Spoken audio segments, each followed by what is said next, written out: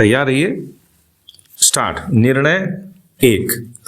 उच्च न्यायालय के आक्षेपित निर्णय को अनेक आधारों पर त्रुटिपूर्ण होना कहा जा सकता है, विराम, जो स्वयं अभिलेखों से ही प्रत्यक्षतः प्रकट है, विराम।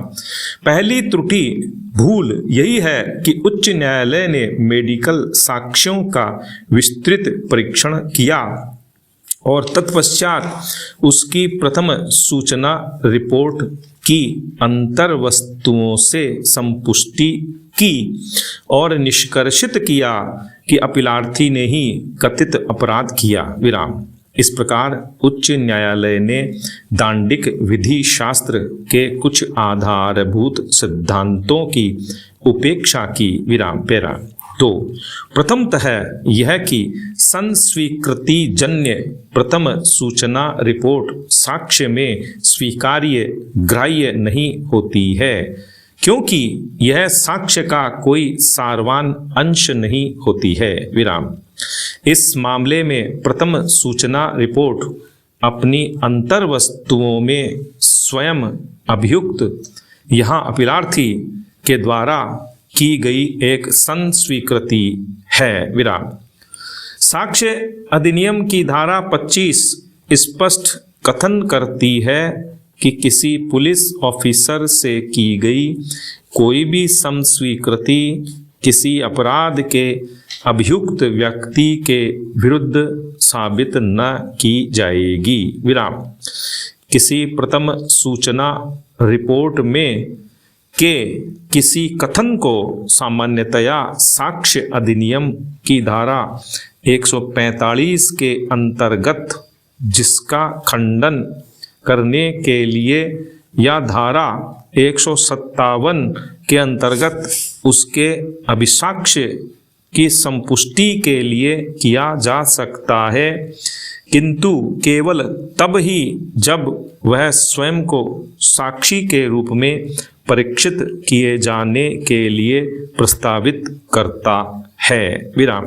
नासिर अली, बनाम उत्तर प्रदेश राज्य, 1957, SCCOL 42, पूर्ण पीठ, खद्दी, बनाम मध्य प्रदेश राज्य, AIR 1964, SC 1850, 1964, SCR 312, विराम। FIR के कथनों को सीमित रूप में धारा 21 के अंतर्गत स्वीकृति के रूप में स्वीकार तो किया जा सकता है, किंतु ऐसी स्वीकृति एक समस्वीकृति को आशयित न करता हो, विराम। इसलिए उच्च न्यायालय ने पहली त्रुटि अपीलार्थी द्वारा दर्ज FIR की अंतर वस्तुओं को साक्ष्य के रूप में पठन करके किया है, विराम। पैरा 3। अपीलार्थी के दोष सिद्धि के लिए उच्च न्यायालय ने मेडिकल साक्ष्य व पंच साक्षियों के साक्ष्य का भी सही परिप्रेक्ष्य में मूल्यांकन नहीं किया, विराम। कोई डॉक्टर किसी तथ्य का साक्षी नहीं होता है, विराम। किसी डॉक्टर का परीक्षण अभिलेख पर मौजूद पोस्टमार्टम रिपोर्ट और मेडिकल प्रमाण पत्रों यदि कोई हो कि अंतर वस्तुओं को साबित करने के लिए एक मेडिकल विशेषज्ञ के रूप में कराई जाती है, विराम। ऐसे विशेषज्ञ का साक्ष्य एक सलाहकारी चरित्र का होता है, विराम। केवल अभिलेख पर मौजूद मेडिकल साक्ष्य के आधार मात्र पर हत्या के अपराध के लिए किसी अभियुक्त को दोषी नहीं ठहराया जा सकता है, विराम। किंतु उच्च न्यायालय ने पोस्टमार्टम करने वाले चिकित्सक साक्षी की रिपोर्ट और साक्ष्य पर आधारित होकर अपीलार्थी को न केवल दोषी माना है, बल्कि विचारण न्यायालय के संबंधित निष्कर्ष की पुष्टि भी की है, विराम। इसी प्रकार पंच साक्षियों जिनमें से अधिकांश पक्षद्रोही हो गए हैं कि साक्ष्यों में कोई विश्वास प्रकट नहीं होता है। विराम। स्वयं अन्वेषण अधिकारी भी शव की जप्ती को साबित करने में विफल रहा है। विराम। पैरा 4। पंचनामा की अंतर्वस्तु मूल साक्ष्य नहीं होते हैं। विराम। स्थापित विधि है कि मूल साक्ष्य वह है जो पंचों ने या संबंधित व्यक्तियों ने न्यायालय के कटघरे में कहा है। मुरली बनाम राजस्थान राज्य 2009 SCC 417। विराम। इस मामले में किसी भी साक्षी ने ऐसा साक्ष्य नहीं दिया है कि अपीलार्थी के साक्ष्य पर साक्ष्य अधिनियम की धारा 27 के अंतर्गत किसी सुसंगत तथ्य का पता लगाया गया। विराम। साक्ष्य अधिनियम की धारा 27 में निम्न उपबंध किया गया है। विराम। पैरा 27।